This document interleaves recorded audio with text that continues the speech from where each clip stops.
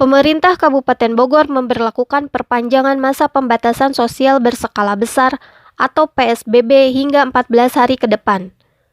Dengan pemberlakuan masa PSBB proporsional atau status pergerakan masyarakat disesuaikan dengan daerah atau perwilayah masing-masing yang ada di 40 kecamatan di Kabupaten Bogor.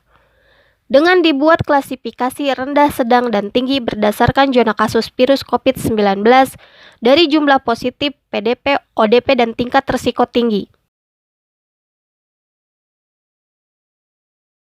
Dalam pemberlakuan masa PSBB proporsional, ada beberapa sektor yang dikecualikan untuk dapat melakukan aktivitas dalam membangun kembali perekonomian. Di antaranya, restoran, hotel, dan wisata non-air. Dan dalam hal ini pemerintah Kabupaten Bogor mempunyai kewenangan penuh untuk melakukan pembatasan sosial proporsional wilayah.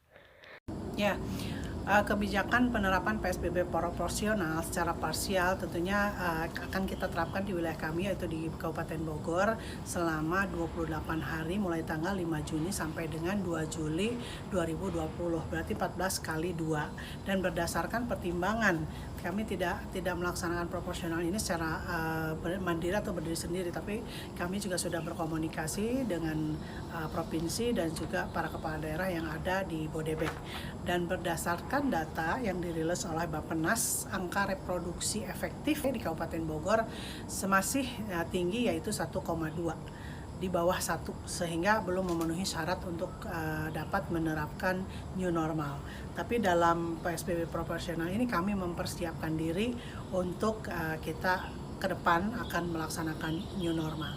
Ya, pembatasan itu tentunya harus ada ya, dan kita ada pembatasan yang lebih ketat di beberapa kecamatan yang dinilai masih tinggi dan masih zona-zona merah, seperti di 5 kecamatan yang ada di Gunung Putri, Bojonggede, Cilengsi, Cibinong, dan satu lagi di Tajur Halang. Dan ada 23 desa dan kelurahan yang juga perlu pengawalan yang ketat untuk melaksanakan PSBB ini.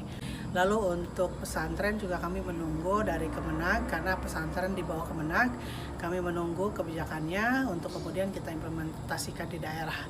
Jadi ada beberapa juga yang memang diskresi bupati, tetapi pada intinya secara umum peraturan itu juga datangnya dari kementerian. Kalau ini bisa disepakati, kalau ini sudah resmi menjadi peraturan gubernur dan ini kita bisa diterapkan di masyarakat, dan kita sepakati juga antara pemilik pesantren dan juga tokoh-tokoh agama seperti MUI dan juga Kementerian Agama, kami tidak keberatan. Yang penting ketika mereka ada di dalam tidak boleh keluar, tetap harus berada di lingkungan pesantren, dan tidak boleh juga ada yang menjenguk dulu. Jadi harus dilaksanakan pengetatan mungkin, karena ketika terjadi di pesantren ini kan berkumpul dan bersatu banyak sekali, juga jangan sampai menimbulkan penyakit baru, penyakit yang tersebar di lingkungan tersebut. Jadi ini juga perlu kita kaji secara lebih dalam. Tetap hidup ini harus berjalan, tetapi hidup kita kali ini adalah harus berubah. Jadi ada kebiasaan baru yang memang sebetulnya tidak berat untuk kita laksanakan, tetapi bagaimana niat yang kuat dari masyarakat supaya kita bersama-sama menang melawan COVID-19. Sementara itu, untuk bidang lainnya seperti di dunia pendidikan, pondok pesantren akan disesuaikan atau keputusan semua pihak yang terkait, dan dalam pelaksanaannya dengan selalu menerapkan protokol kesehatan yang telah ditentukan. Dari Cibinong, Kabupaten Bogor, tim liputan melaporkan.